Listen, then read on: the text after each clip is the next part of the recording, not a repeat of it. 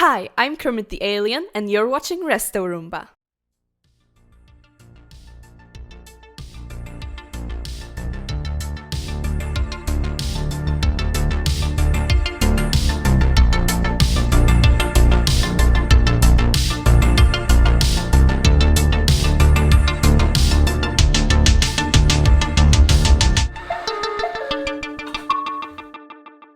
I'm back with a new restoration video, and just saying, this is gonna be a long one.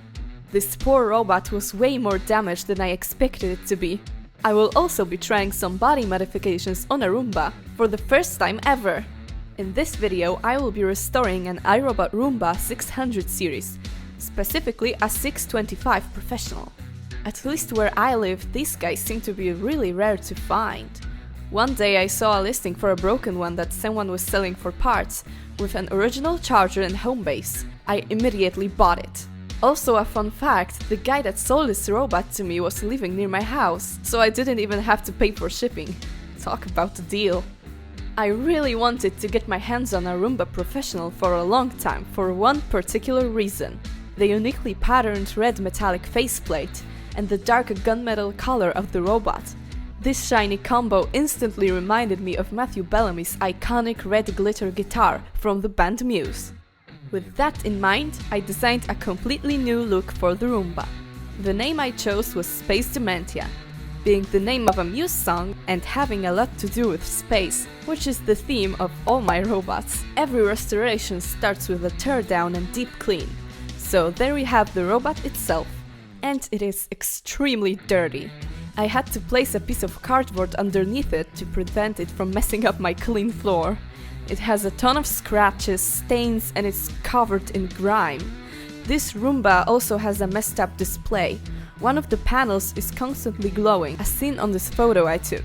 When lifting it up or pressing clean, all of the top panels blink. I did not run it as I knew the dirt would be instantly everywhere. Also, as a side note, none of the scheduling functions work. Not even the buttons. And sadly, as of now, I was unable to fix that. Maybe someday I will be able. I use a stick vacuum to clean off some of the dirt, then carefully remove the dustbin. This is how it looks like, and since smell-o-vision doesn't exist, just imagine a forgotten attic, mixed with a bit of fruit juice. I throw out all of the old debris and bring back the Dyson. To get inside the bin and take it apart for cleaning, I have to unscrew 6 screws located on the bottom and one on the top. Then crack it open. To access the fan motor, remove 3 screws holding it in place. All of these screws were very rusty, so I gave them a nice Coca-Cola bath. Later on I used isopropyl alcohol, but at the time I did not have any.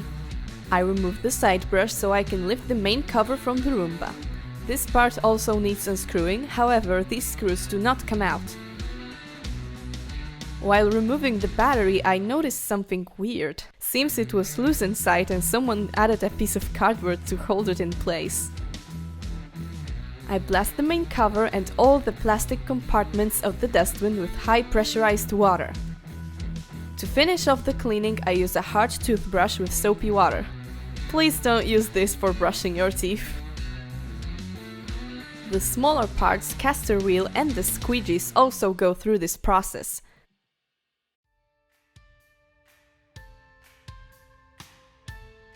There we go, nice and clean. Let's move on to the bumper, cleaning head, its rollers and faceplate. These parts are off and we have our first broken part. The dirt detect piezoelectric sensor is completely shattered. I couldn't find a new standalone sensor, so I ordered a used cleaning head in actually good condition. The one I ordered is red instead of green, but in my opinion it will match much better. I was not a fan of the green.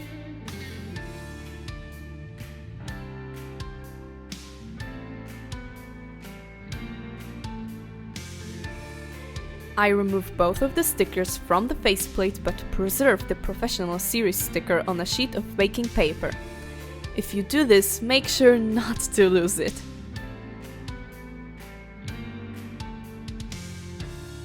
The faceplate also needs a nice warm bath.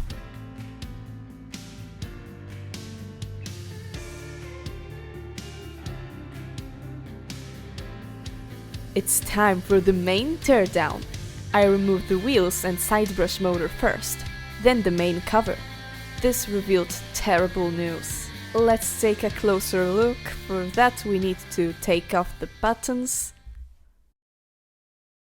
Oh, ay, ay, ay.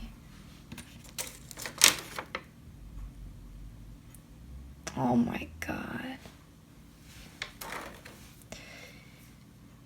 It might be dead. As you can see, this motherboard is wrecked. Seems like this is the reason why it smells like fruit juice and the display isn't working correctly. I'll take it out to completely disassemble and clean the robot. First, I took out the buttons from their housing. I also noticed, I guess, a small Easter egg. This little cutout is where the "Check Robots!" exclamation mark appears. Notice its Roomba-like shape. It even has a tiny side brush, battery, dustbin and wheels. Cute! Unplug and remove the board, the plastic and the metal piece from underneath it. The scheduling PCB, speaker, charging port, dustbin connectors, infrared sensors, caster wheel mount,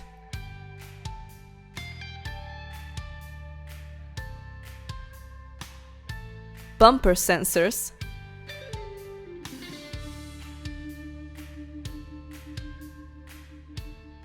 charging contacts,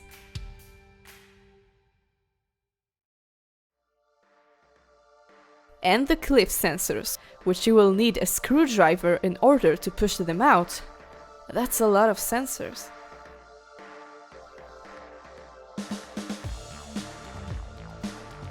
Now to remove all the staining, Roomba will need a spa day.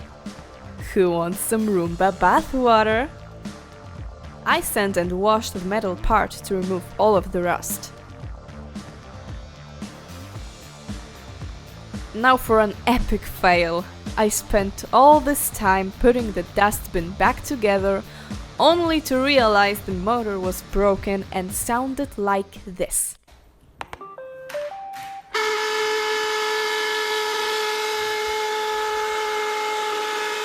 Luckily, I found out that I live near a robot shop and bought a replacement dustbin. I sadly have to ruin the warranty by taking it apart.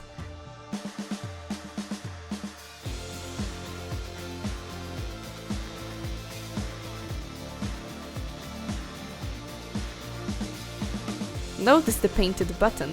More on that in part 2 of this video.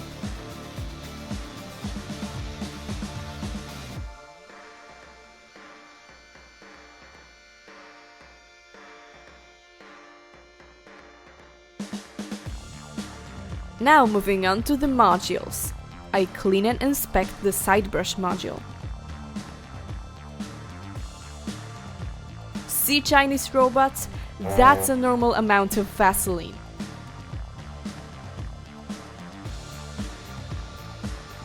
The left wheel goes next. Clean it up, take apart, inspect and put back together.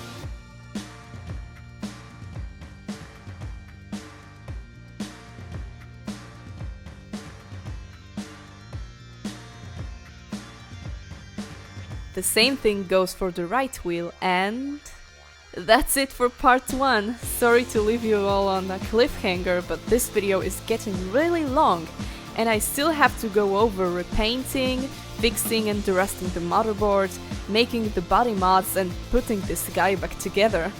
Don't worry, the second part is in the making right now. Space Dementia is up and working, aside from the display, so you guys won't wait too long for it. Kermit the Alien signing out. I hope to see you all in part 2. Peace!